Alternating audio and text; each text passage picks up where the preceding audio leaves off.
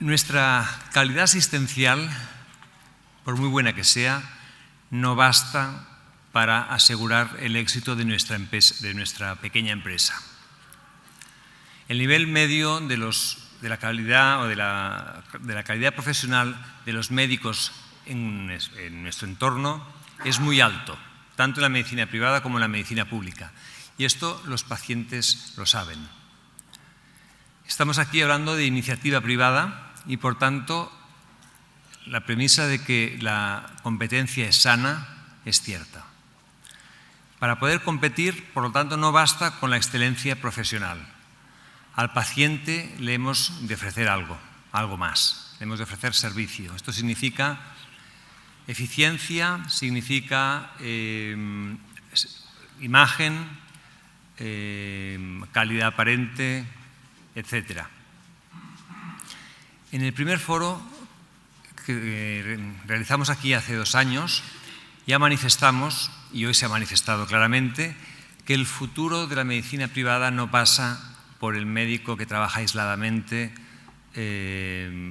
muchas veces part-time, sin infraestructura, sino que el futuro pasa por el trabajo en equipo en sociedades bien estructuradas empresarialmente.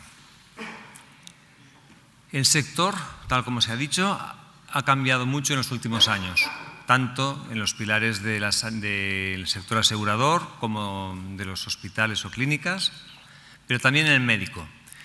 Igual que en otros sectores, en otros ámbitos profesionales de arquitectos, economistas, auditores, etcétera, la tendencia actual es al desarrollo del ejercicio de la profesión en equipo, en forma de sociedad.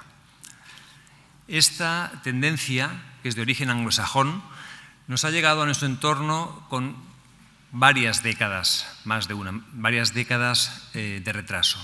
Y esto es debido a que en nuestro país el concepto de trabajo en equipo, el concepto de sociedad, no casa bien, parecía incompatible con la imagen personalísima del médico, también en otras profesiones.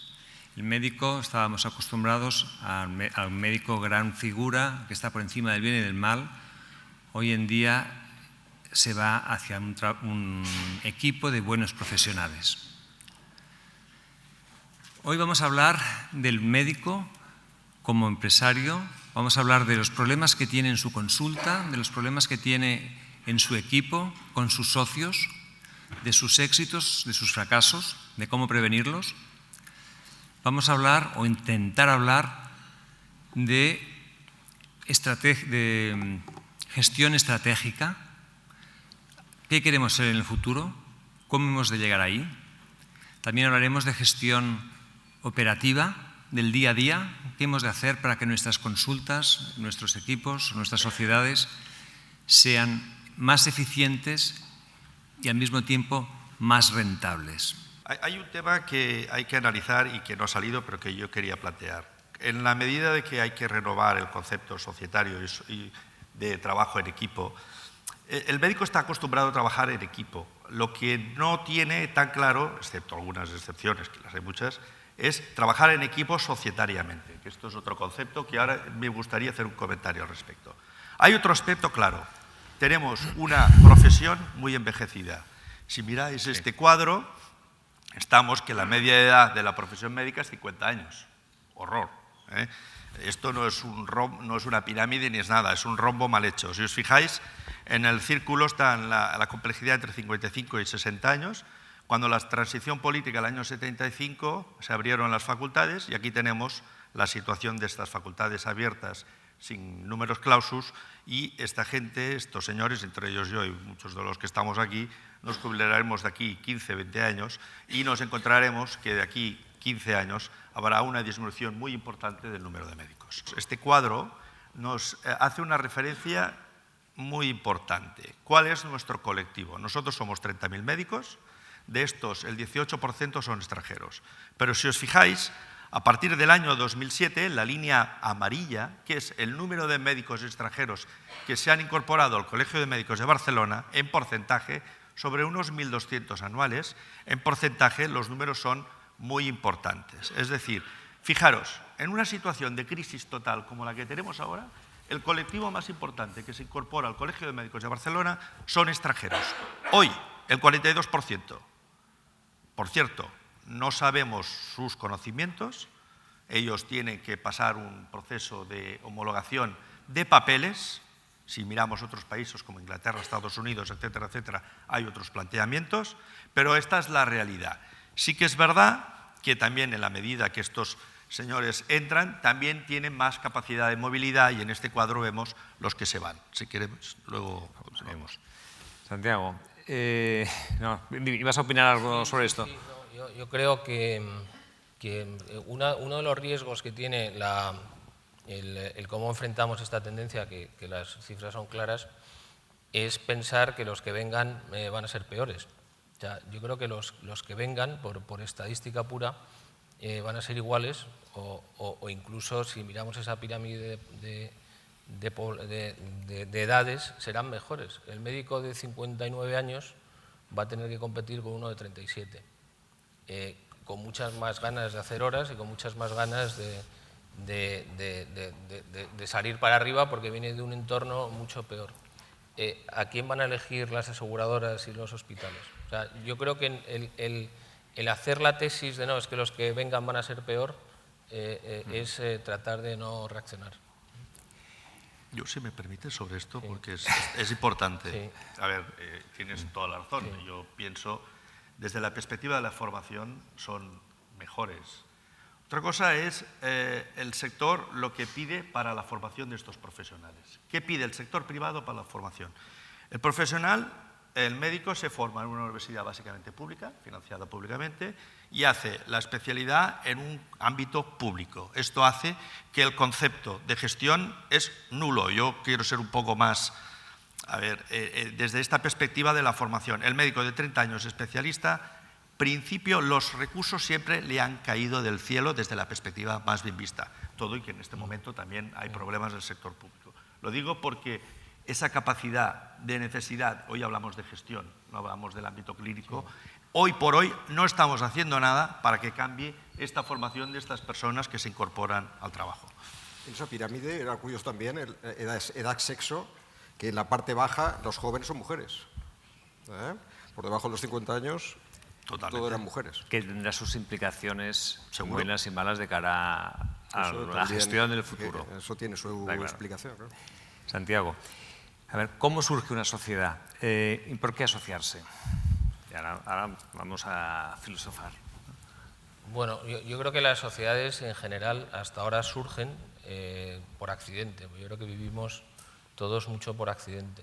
Había un médico muy famoso y famoso escritor también, que era Gregorio Marañón, que escribía biografías de gente, y cuando hacía una biografía decía: a mí me hubiera gustado preguntarle al biografiado cuál era su plan. O sea, en la vida te van pasando cosas y de repente te encuentras en una situación a veces escogida y a veces simplemente porque estás ahí. Lo que ocurre es que lo natural en la asociación, porque yo creo que todos vemos que en la asociación hay una ventaja, y aquí quizás sí habría que tratar de distinguir en el profesional 4 situaciones fundamentales que podemos elegir en cuál queremos estar. Unas tienen más valor de una manera y otras tienen más valor de otra. Yo creo que nosotros podemos elegir apostar por nuestra situación profesional a largo plazo o a corto plazo, y podemos elegir hacerlo acompañado de gente o solos.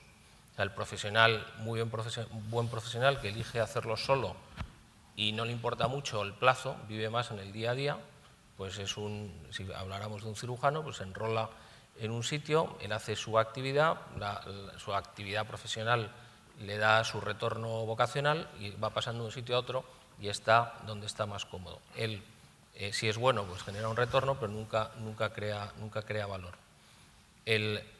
Puede haber una situación muy individual, pero con la vocación de crear valor en el tiempo. Te vas preparando, generas una serie de clientes que te van a ir a buscar. Y entonces nos encontramos con médicos que tienen alrededor suyo un equipo, que han montado teóricamente una empresa, pero porque han apostado por el plazo, han generado valor, pero han generado solamente valor para ellos, y este valor es muy difícil de traspasar y de que les trascienda y de que pase de ellos, que son la gran figura, a los que están con él, que simplemente le están ayudando. Trabajan en equipo, pero un equipo absolutamente piramidal, donde hay un jefe y un genio, y todos los demás que están alrededor lo que hacen es le ayudan. Es como la reina madre de la colmena y toda la prole de abejas que le facilitan su trabajo alrededor. En la parte colectiva, en la parte de decir voy a hacer mi profesión y me voy a apoyar en otros, también hay dos modelos. Hay el modelo de corto plazo, que aquí quizá en la medicina pues podemos verlo menos, pero yo creo que compararía con lo que ha explicado Manel de la gente que simplemente se asocia para compartir los gastos de la luz, del teléfono, de la recepcionista y alguna máquina que hay que comprar, pero que no tiene realmente una vocación de crear valor en conjunto ni marca. La situación típica en estos despachos de abogados o en estas agrupaciones de profesionales es que vemos en la puerta todos los nombres, o sea, vemos 17 nombres, porque cada uno de ellos no ha renunciado suficiente a su propio ego, a su propia personalidad, para poner el valor en otro sitio. Y yo creo que la cuarta dimensión, que sería, si lo ponemos en un cuadrante, sería el cuadrante bueno, es el que hace la apuesta a largo plazo y acompañado de gente. Y entonces aquí es donde están las sociedades profesionales y lo único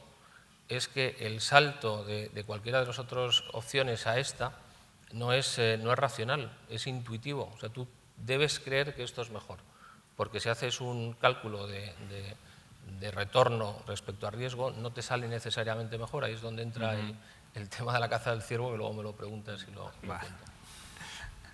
Gracias. Ignacio, tú que estás metido dentro de unas cuantas sociedades profesionales y vives el día a día y ves los conflictos que hay, ¿cuáles son las claves para evitar los conflictos estos? Siempre que hablamos de un poco de sociedades profesionales, siempre me viene a la mente una anécdota que vivimos con Manel Peiró y que ya sabes la que voy a contar. Que vinieron 7 cirujanos de una especialidad determinada de alto nivel. 7 al despacho a que les asesoráramos sobre el tipo de sociedad a constituir. O sea, les preocupaba el aspecto jurídico, si era una SCP, si era una SL, una comunidad de bienes, porque creían que el resto ya lo tenían resuelto, ya lo habían hablado entre ellos. Y entonces, una de las primeras preguntas que se les hicieron fue: ¿qué es exactamente lo que os lleva a hacer una sociedad? ¿Y por qué 7? Y dice, pues sí, es muy fácil. 7, porque tenemos que hacer urgencias 24 horas y hemos acordado que cada uno hará guardia un día. Es decir, la razón básica de ser 7, y habéis pensado en porcentajes, dice, hombre, 100 dividido entre 7. Y efectivamente, y como todos somos colegas y médicos, nos vamos a poner por orden alfabético en todo. Y entonces Manel inmediatamente les decía, vais a dedicar el mismo tiempo, vais a aportar los mismos pacientes, tenéis en mente lo mismo, vivís... Entonces, no, inmediatamente no la hagáis, os vais a enfadar. Os vais a enfadar porque lo que os une es un tema operativo. Lo que os une no es un tema, un objetivo estratégico, una razón de ser, un compartir un estilo o unos objetivos amplios. Lo que os une es algo que podéis resolver de manera operativa con contratos, ¿no? Entonces, los conflictos vienen cuando intentamos mezclar personas que no están compartiendo un proyecto profesional vital, ni un estilo de ver las cosas, sino circunstancias particulares, y no analizan el resto de las cosas. Una sociedad profesional se puede constituir con 3.000 euros, porque no son intensivas en capital, son intensivas en personas. Esa sociedad profesional, al cabo de un año, puede tener un beneficio acumulado de 300.000 euros.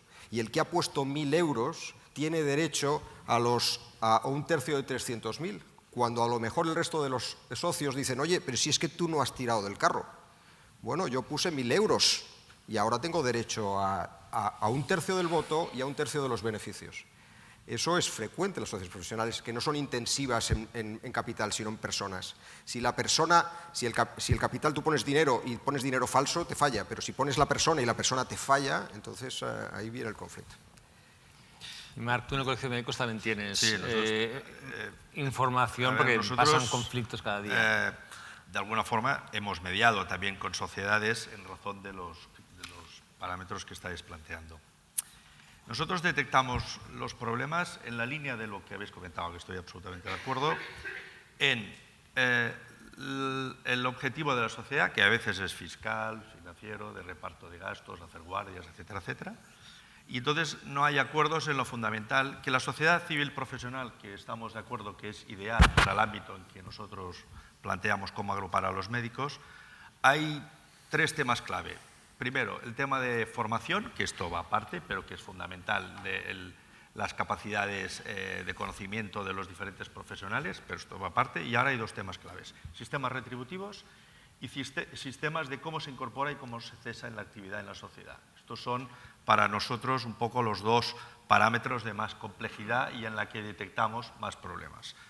Sistemas retributivos, como tú has dicho muy bien, una cosa es el accionista socio, que nosotros entendemos que en las sociedades los socios tienen que tener capacidad de gobernanza, pero no económica de rendimiento, porque has dicho que es intensiva en capital humano, pero no en inversión. Y luego, desde esta perspectiva, el sistema retributivo de las sociedades, de la parte fija a la parte variable, y luego otro aspecto: cómo se incorpora la gente y cómo cesa la gente. Esto o está escrito y está ordenado y la sociedad lo permite, y esto es una de las preguntas clave que hay que hacer a los asesores, que es muy difícil de responder, porque esto sí que es la realidad, que fórmulas mágicas nosotros no las conocemos. Si las tenéis, por supuesto que os las preguntaremos directamente, porque existen las peculiaridades de cada sociedad y de cada actividad principal. Muy importante en el sector en que estamos: quién capta pacientes, quién capta valor, quién propone valor en la sociedad y quién trabaja más y quién trabaja menos. Tiene que haber unas reglas del juego desde la perspectiva retributiva en estos conceptos. Hablando de retribuciones y de temas cinegéticos,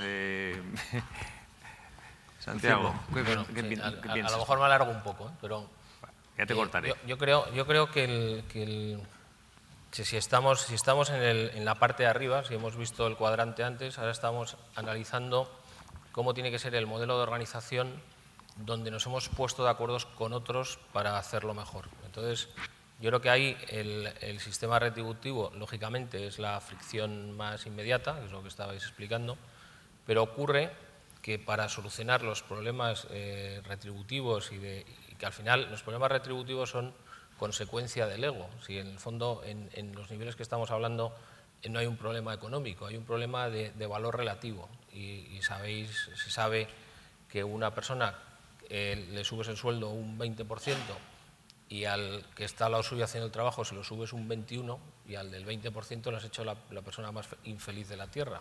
Entonces, como los temas retributivos son puestas en comparación de los egos, los problemas retributivos son la clave de este tipo de sociedades. ¿Cómo se ha solucionado esto cuando no se quiere solucionar?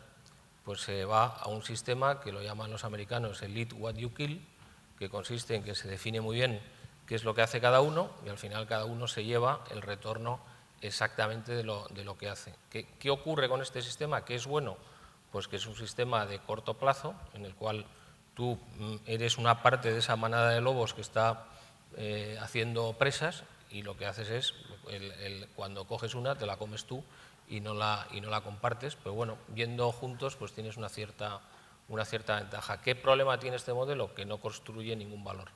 Y en el momento que te vas de la compañía, pues la compañía no existe, ¿no? Valdrá tanto como gente pueda agregar.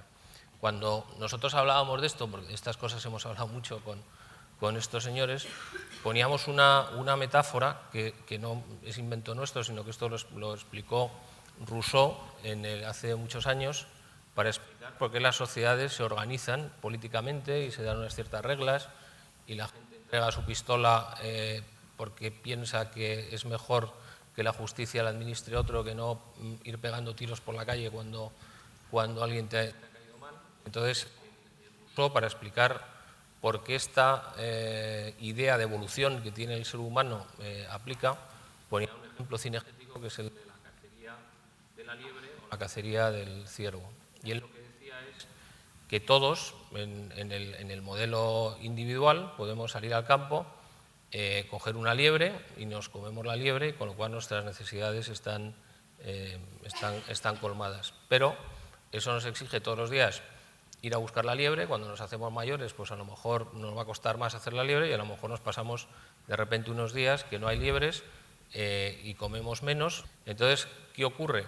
Que tengo que tener un plan, tengo que tener un objetivo común, que es el ciervo, y tengo que además tener muy claras cuáles son las funciones de cada uno.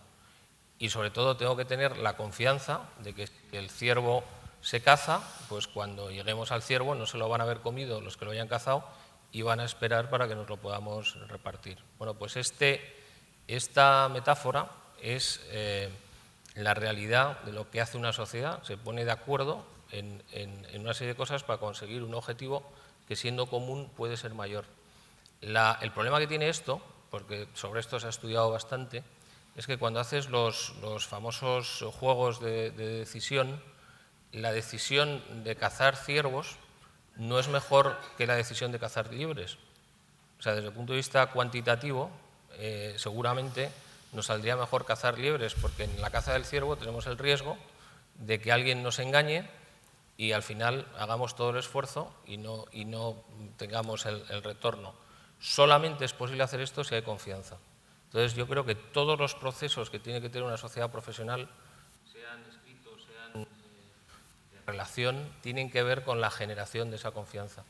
Si hemos generado esa confianza, eso tiene un valor brutal, no solamente para los que están, sino a futuro. O sea, a mí, si soy abogado, irme a trabajar a Cuatro Casas mañana, tengo la tranquilidad que tienen un sistema que me va a proteger, con lo cual, si me meto en una sociedad profesional, sé que voy a ganar más dinero, sé que voy a ser mejor profesional y sé que tengo unas normas que cuando yo cumpla una serie de hitos puedo llegar arriba y ser uno de esos socios. Ese es el valor fundamental que tienen las sociedades profesionales, haber conseguido demostrar que son fiables. Gracias. Ignacio, cuando un equipo, una sociedad crece, por sentido común, crece la complejidad, ¿no? En tu opinión, ¿hay un tamaño ideal de sociedad, por tu experiencia? ¿O cuanto más grande mejor? ¿O al revés, cuanto más grande más la liamos? Claro, el volumen aporta muchas ventajas.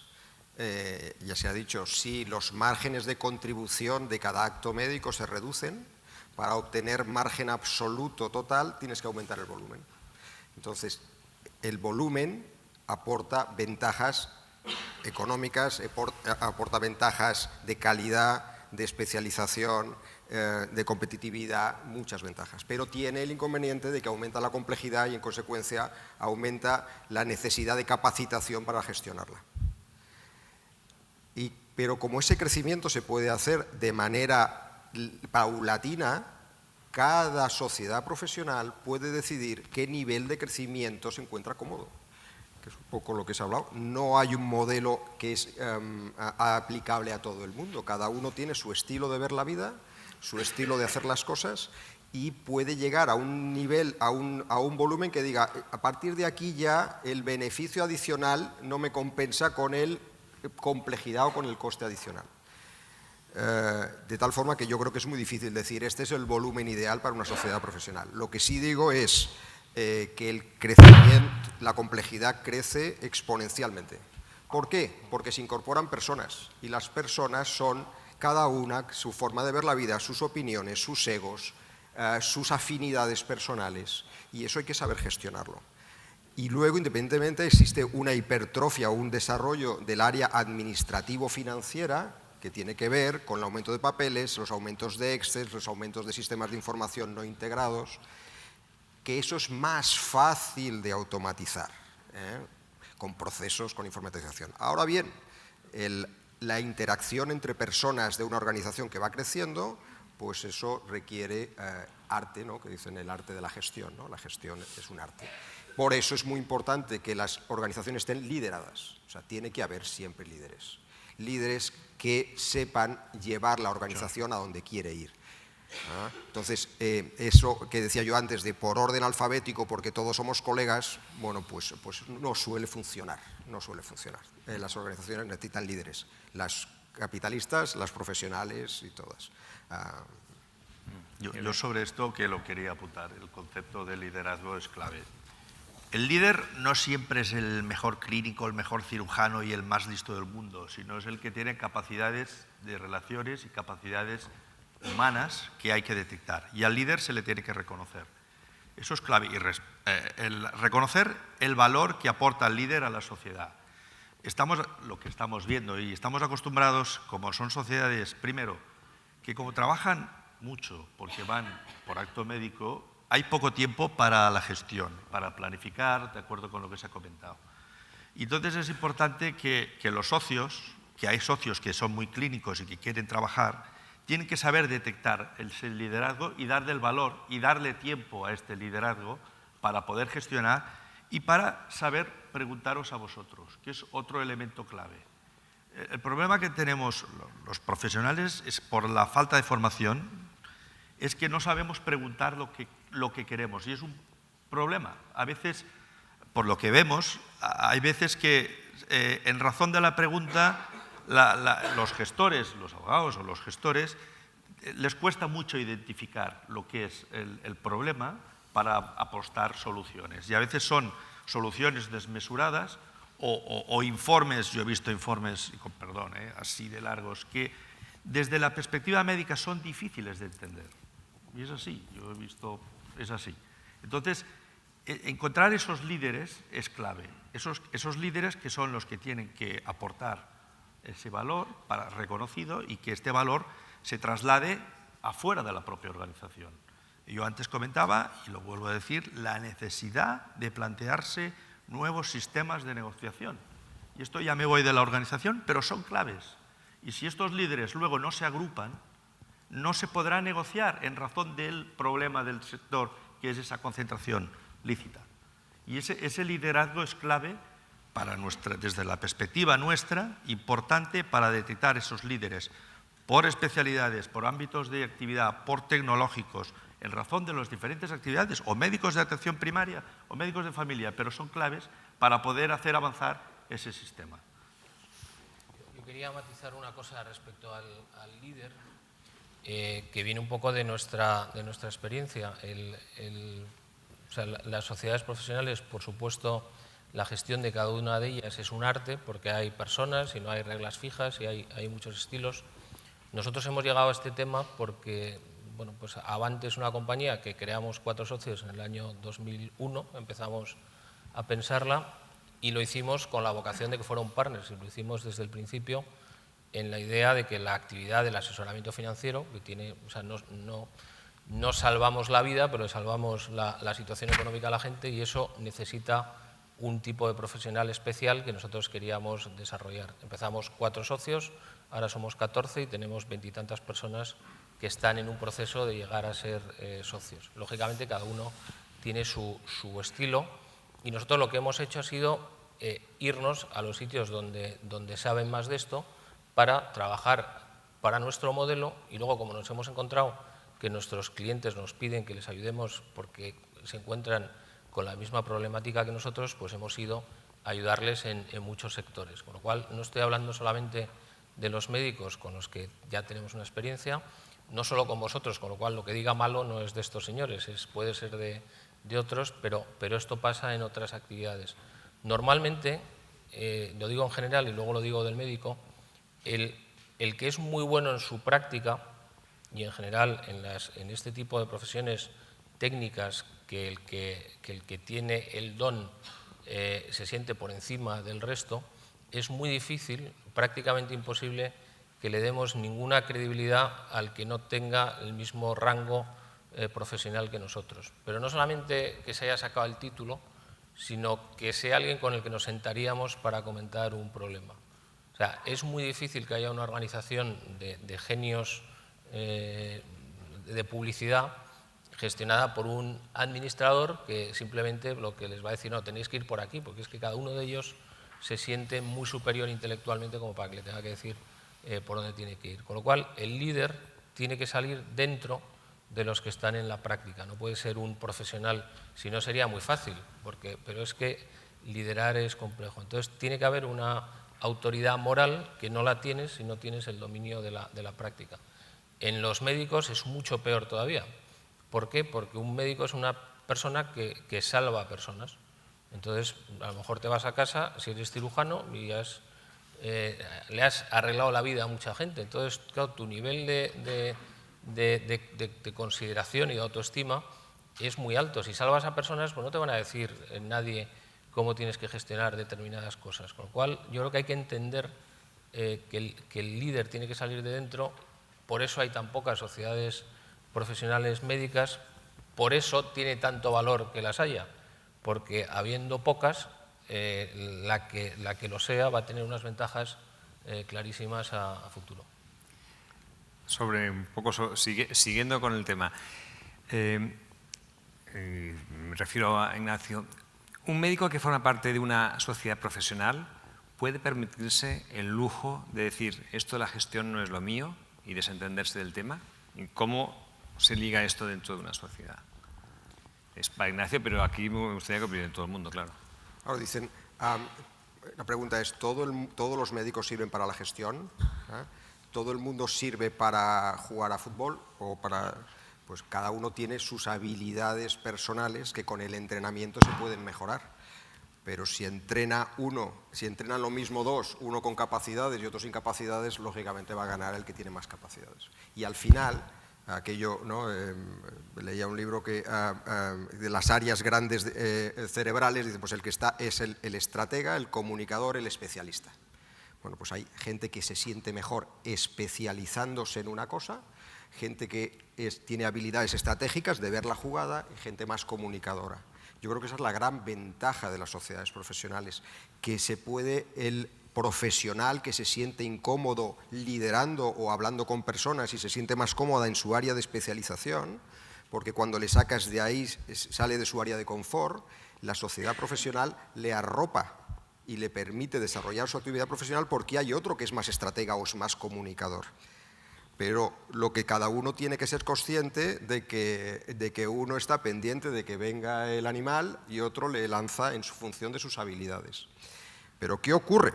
Que en la carrera de medicina, primero nos enseñan la célula, luego nos enseñan anatomía y fisiología, luego fisiopatología, luego medicina interna y ya está. Y acabas la carrera pensando que el conocimiento médico es lo único que aporta valor en la medicina.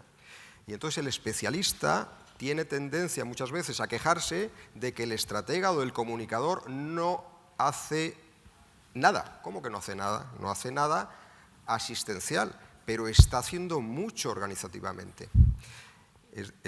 Bueno, yo creo que eso tiene mucho que ver cuánto vale cada cosa. Y ahí yo creo que está el cuánto vale ser hígado, cuánto vale ser corazón, cuánto vale ser ojo, ¿no?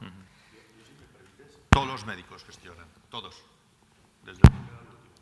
Porque con un boli en la mano, si tú pides una prueba complementaria no la pides, o no la pides, hay una diferencia y hay un gasto. Esto es importante que luego la organización, no sé si conocen ustedes las EBAs, equipos de base social, que son médicos de atención primaria que trabajan para el sector público y que desde el año 95 el colegio promovió y trabajan capitativamente para un volumen de población determinado. Lo digo porque desde el sector público dejaron de ser funcionarios, se privatizaron y tienen un contrato. Hay un elemento clave del liderazgo que ya hemos dicho y luego el segundo elemento es el de gestión. En la medida que todos los médicos gestionan, lo que hay que saber es hablar. Estas EBAs tienen sesiones clínicas y luego tienen sesiones de gestión. Pero es muy importante que la terminología sea entendible para todos y que en la gestión se hable de lo que hay que hablar. De pruebas diagnósticas, de prescripción, de gasto de suturas, de gasto, en fin, de todos los procesos. Si la terminología y de lo que se habla se conoce, el médico responde gestor. Luego hay otro tipo de gestión, el tipo de gestión de recursos humanos, el económico-financiero, que hay que asesorarse, por supuesto, porque en principio no tenemos ni idea, y luego el de la gestión externa. En el ámbito privado, muy importante, del valor, dar valor también al servicio. Dar valor al servicio quiere decir gestionar con los señores que están aquí delante. Quiere decir aportar un valor de gestión en la medida que los diferentes individuos que están en el servicio entienden de lo que se habla y se apuestan con transparencia medidas de relación. Otro aspecto importante que conoce el médico es el trabajo de la evidencia científica. 10 médicos que prescriben antibióticos, pues hay 2 que tienen una tasa de prescripción de antibiótico por encima de la media. No se trata de que no prescriban estos antibióticos, pero se trata de analizar conjuntamente si son enfermos de más riesgo, si tienen más situación crítica infecciosa, etcétera, etcétera, para ver dónde está la normalidad y gestionar. Esto es muy importante en el sector privado y, por desgracia, excepto honrosas excepciones de las que muchos están aquí, eso quizá no se hace como se tendría que hacer. Elemento clave a la hora de negociar, y si hubieran unas herramientas de gestión importantes con los señores de aquí de la primera fila a negociar, se podría negociar mucho mejor y no habría la incertidumbre que en este momento existe en el sector. Pero, estás hablando sobre todo de gestionar una sociedad o un equipo. Entonces, claro, aquí se plantea el problema que decía Ignacio, de que hay gente que se dedica más, sirve, y otros que no, que todos son importantes. Pero claro, en una sociedad en la cual, en una sociedad privada, en la cual funcionamos por yo facturo tanto, tú facturas cuánto, teniendo en cuenta que el trabajo de gestión no es un trabajo que aporte nada, no aporta facturación visible, ¿cómo se come esto?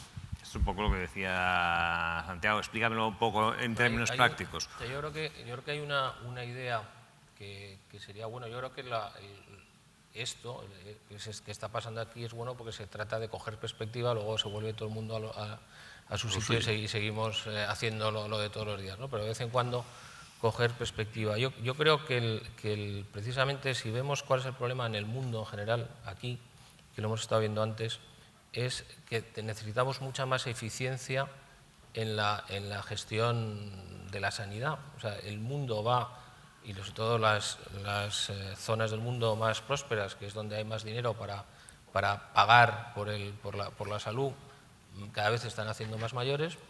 Hay más necesidad de atender a esa población y, lógicamente, hay 2 modelos. El modelo que todo el gasto es público y entonces le damos a la máquina de endeudar y atendemos, o el modelo más relacionado con el libre mercado, donde tenemos que tener unas coberturas mínimas y luego a partir de ahí pues cada uno tendrá que financiar directa o indirectamente a través de las compañías de seguros su propia salud. ¿Cuál es el problema? O sea, ¿qué es lo que tenemos que conseguir? Tenemos que conseguir eficiencia. O sea, todo esto que estamos haciendo en pequeño, en las sociedades profesionales o en los hospitales, es tratar de hacer más eficiente esa labor y luego se ha comentado antes que atendamos lo que debemos atender y no lo que debemos atender. Mi punto es que para esto, no en este área, sino en cualquiera, la iniciativa privada es mucho mejor que la iniciativa pública. O sea, porque si las cosas no tienen mercado, al no tener un precio, quiere decir que nunca sabemos dónde está el límite de eficiencia. Podríamos hacerle a alguien 25 pruebas hasta tener el 99,99% de seguridad, cuando a lo mejor tenemos que ser capaces de tomar una decisión con el 80% de convicción, ¿no? Entonces, el absoluto es posible, pero a un coste inasumible. Esto, en pequeño, pasa en cada una de las sociedades. Yo creo que una de las grandes aportaciones de la sociedad profesional es que hace posible un producto más eficiente para su cliente, que al final puede ser el propio paciente que le paga, puede ser la compañía de seguros que le paga para que atienda al cliente la compañía de seguros, o puede ser el hospital con el que trabaja. El punto es que una sociedad profesional puede dar sanidad mejor y a mejor precio. O sea, yo creo que ese es lo que tiene que conseguir la sociedad. Y si una sociedad es capaz de dar sanidad mejor y a mejor precio, y eso en lugar de ponerlo en las personas lo pone en la marca, el dueño de esa sociedad, que es el médico, son los médicos, tiene un premio, que es que esa sociedad adicionalmente tiene un valor. Y lo que va a ganar en su carrera profesional no va a ser solo lo que le vayan pagando los pacientes o las compañías de seguros, sino que al final tendrá una participación en una compañía que adicionalmente pues es un valor patrimonial. Hemos hablado de las ventajas de la sociedad profesional para ganar valor, etcétera. Hay un tema que mucha gente, muchos de los compañeros se plantean y me lo comentan muchas veces, piensan en crear una sociedad pensando en la jubilación. Pasa que además muchas veces lo piensan cuando ya están empezando a pensar en jubilarse. ¿Qué pensáis de esto? Cualquiera de los tres. Esto, como muy bien explica Santiago, depende si el valor lo tiene la persona o lo tiene la marca de la organización en la que trabaja. Claro. Si todo el valor está en la persona, si la persona se va, la compañía se lleva el valor.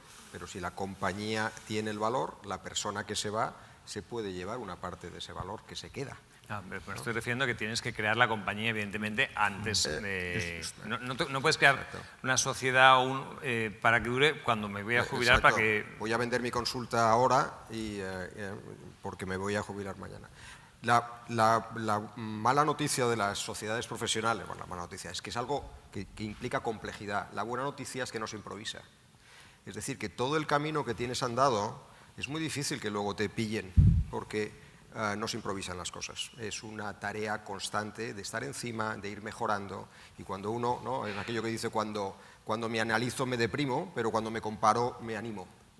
Porque como estás constantemente, eres crítico y quieres mejorar y te analizas y ves tus fallos, pues dices, uff, qué lío esto del trabajo en equipo, pero cuando miras hacia atrás ves lo que has recorrido y cuando te comparas con otros, y esas cosas no se improvisan. Y efectivamente, si uno quiere en el momento de la jubilación recuperar todo o parte del valor que ha aportado durante toda su trayectoria profesional, es mucho más fácil que lo haga si forma parte de una organización profesional que tenga valor como marca. Sí, si pensamos en los números que dabas antes de los médicos dedicados a la actividad privada, y además que no están muy organizados, o sea que las empresas son pequeñas y muchas veces cuando son empresas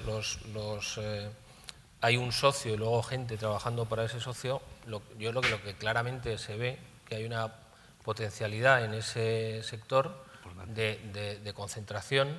Lógicamente, ¿quiénes son los ganadores en esta concentración? No van a ser los mejores médicos, van a ser los que tengan los mejores modelos como sociedad y que sean capaces de atraer a otros que digan, oye, pues yo antes de perder este valor absolutamente, porque tengo algún cliente que me sigue y tengo pues una serie de relaciones, pues lo que hago es, en lugar de que eso valga cero, me junto con alguien que me puede mantener ese valor. Entonces yo creo que el médico que de una forma muy lógica esté preocupado por su jubilación, tiene fundamentalmente tres caminos. Un camino es que le coja tiempo, que se dé cuenta que tiene que organizarse, que tenga la suerte de tener unos socios con él o gente trabajando con él que pueda hacerse cargo de esa actividad. Todo lo que hayas puesto de peso en tu marca personal, en tu nombre, te va a venir en contra para poderlo traspasar, pero bueno, tienes un punto donde si lo haces bien, pues algo de valor podrás conseguir traspasar a la gente que ha estado contigo. Es difícil, esto exige pues unas renuncias al ego muy potentes y hay que estar primero muy convencido y luego muy bien asesorado. Hay otro modelo intermedio, que es decir, yo no voy a ser capaz de hacerlo, pero seguro que mi equipo entiende que estos que sí han sido capaces de hacerlo, si nos movemos con ellos, pues ahí va a quedar valor. Entonces, esa es una opción intermedia posible que yo creo que veremos pasar. La tercera es, bueno, voy a seguir operando hasta que ya no pueda, y cuando ya no pueda, pues echo la cortina y se acabó. Es un poco lo que pasa muchas veces con otras profesiones, los notarios, los registradores, que dicen, bueno, he ganado tanto que cuando acabo, cierro, me voy a mi casa y se acabó, ¿no? Yo, si me permites, el valor del trabajo de equipo y la calidad asistencial, el valor se le supone. Sí. Ya hoy no hablamos de esto, pero es el primer punto y toda la organización tiene que estar centrado en este aspecto. El tema de la entrada de socios y la jubilación o el cese de socios. Es muy importante que las sociedades prevean situaciones de incapacidades por razones de enfermedad, etcétera, etcétera, que esto te puede llegar, toquemos madera todos, antes de la jubilación. Porque hemos visto algunas complejidades, algunas situaciones difíciles de algunas sociedades que no habían hecho sus prevenciones. Cuando hablamos de beneficios hay que apartar un dinero para estos riesgos, porque luego pueden suceder.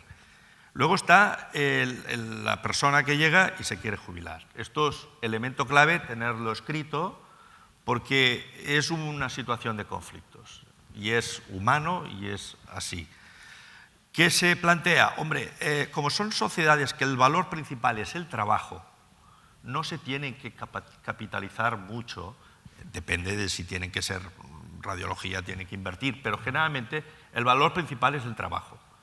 Y lo que tiene que estar la gente es bien remunerada, socios y no socios, si hay posibilidades. Luego hay que hacer las reservas. Lo digo porque luego sí que tiene que haber establecido criterios. Es diferente que yo me jubile, que yo me vaya a la competencia, que yo me vaya por un problema de cambio de domicilio, porque puede haber sobre la base principal de las acciones diferentes análisis de porcentajes sobre la situación, sobre la base contable. Esto lo sabéis mucho mejor que vosotros, pero hay instrumentos para poder, que vosotros los que aquí asesoráis, pero lo que hay que hacer es tener la previsión de, con tiempo, plantearlo. Si no pasa un poco lo que decía el doctor Raventós, de que cuando a los 64 digo, ostras, hay que arreglarlo. No, esto hay que arreglarlo a los 34. Es difícil, es difícil. Otro tema importante es cómo accede la gente joven a la organización. En todo caso, si toca, luego hablamos. Hay 20.000 temas a tocar y esta tarde nos hemos ido alargando. Pues quizás para acabar, solo os pediría tres consejos que daríais a nuestros compañeros que estén pensando o que tengan una sociedad profesional o un equipo. ¿Cuáles son los 3 principios básicos en los que se debe regir para asegurar el éxito de estas sociedades o de estos equipos? Siempre digo, si aprendamos primero a sumar y restar y no nos pongamos a hacer derivadas. O sea, vamos a hacerlo simple bien, primero, y cuando hagamos lo simple bien, ya intentaremos hacerlo complejo, pero nos vamos a dar cuenta que si hacemos todo lo simple bien, ya es muchísimo. Es decir, no es fácil, pero si aplicamos soluciones complejas, seguro que no va a funcionar. Ese es ir despacio, ir creciendo de manera espontánea y juntarse con personas con las que tengas afinidad personal, que sean buenas personas, prioritario a sus competencias profesionales. Hay veces que gente muy competente profesionalmente nos deslumbra, pero que luego en una organización introducen elementos de conflicto y eso es peligroso. Bueno, yo quizá solo uno, porque hay que explicarlo un poco. O sea, en las sociedades profesionales, en cualquier actividad profesional, el activo, la máquina, es el profesional. O sea, lo que produce el rendimiento es la persona, con lo cual solamente tenemos rendimiento si estamos en uso. O sea, una persona que da conferencias gana tanto como conferencias de. Un cirujano que opera pues ganará tanto como operaciones haga. Normalmente nos preocupamos mucho por sacarle rentabilidad al activo e invertimos relativamente poco en el activo. En el activo inviertes desde el punto de vista de formación, lógicamente, porque estás mejorando tus técnicas, pero hay otra parte, y eso es lo que hace a los buenos profesionales, los separa de los no tan buenos, pero hay otra parte que es invertir en pensar estratégicamente en tu activo. Y eso, yo creo, tiene mucho que ver con las relaciones, con los socios, dónde estás colocando tu activo para que tenga más valor. Entonces yo creo que cada uno, que sea médico y que sea su propio activo, que reflexione y que piense cuánto tiempo le dedica a operar o lo que haga, cuánto tiempo le dedica a mejorarse como máquina y cuánto tiempo le dedica a tener una visión estratégica de lo que quiere hacer. Yo creo que en la tercera es donde se van a marcar las diferencias grandes a futuro. Yo creo que las sociedades profesionales es un buen instrumento, porque la mayoría de los socios son profesionales, primer punto. Segundo, cómo incorporar a la gente joven y cómo hacerla socio, cómo hacerla participar en la gobernanza, cada uno a sus niveles, ¿no? Los porcentajes de socios no todos son iguales. Y tercero, por ir muy rápido, plantear que la sociedad no trabaja aislada, que trabaja en un conjunto de profesionales de diferentes especialidades y de colegas que son de la misma especialidad. Lo digo porque, insisto, por tercera vez lo digo, es importantísimo que los líderes de las sociedades se pongan en contacto y planteemos entre todos nuevas herramientas de negociación para intentar que el sector prevalezca. Bueno, muchísimas gracias. Se han quedado muchas cosas en el tintero, lo cual me anima porque pienso que hay tema para seguir organizando estos foros que de momento pensamos hacer bianuales, y os agradeceré que nos hagáis llegar de alguna manera las inquietudes de los temas que realmente creéis que vale la pena tratar. Hay muchos, se puede tratar desde el punto de vista de medicina y marketing, por decir algo, se puede tratar relación con los políticos, sanidad pública privada, se puede tratar más temas operativos de realmente organización. Pero bueno, tenemos 2 años para ir pensando y para que nos hagáis llegar vuestras ideas. Muchísimas gracias, perdonad por el retraso, pero...